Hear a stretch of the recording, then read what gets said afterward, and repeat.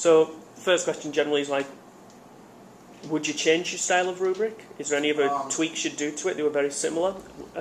Any thoughts on that? On my paper, I wrote I would change this rubric because half of the points came from just doing the pre-write, which is almost just them copying word for word ideas and details.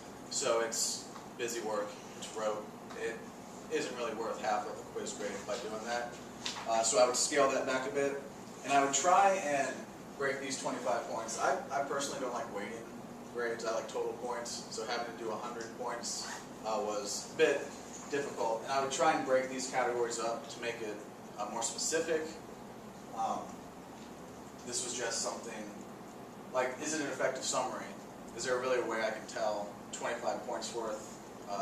What constitutes a 20 out of 25? So kind of just breaking that down a bit more, I would do. And the third one is also kind of general. It was just more of a structure to see what they actually needed. If they did all of this, they were going to get full credit for it because I wasn't going to grade harshly on the writing. I was just kind of seeing where they were at. The last two writing were actually quiz grades and ranged nothing really lower than an 88 on the quizzes. So I don't know if that's me grading leniently or a lot of them actually did pretty well on it. So I would just try and be a bit more detailed on the rubric itself. What do you think your biggest challenge was with, in a sense, writing and measuring student growth when you're dealing with like sixth graders as a class, not just individual students? The different level of students. When I went to middle school, there was an advanced English class, there was a regular English class, and you don't have that at my school, and you never had that for social studies really. So you have a really big different spectrum of higher level students, lower level students, and just trying to get them on the same page, show them that they both can improve. Even if you have an awesome first prompt, there's probably still going to be room for improvement.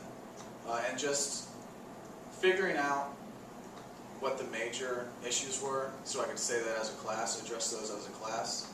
And then there are some students who had like a few issues that no one else had. So how do I address that individually compared to addressing issues as a class? Like what issues do you think they? Just like in general, lots of people copied from the quick notes, the second one. So I decided to address that.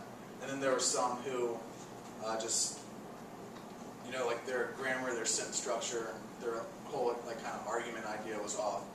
And it's just, I could address the quick notes issue, letting them put stuff in their own words and working with summary, which I felt is really important. That was kind of one of the the ideas of this, and working on synthesis and summary.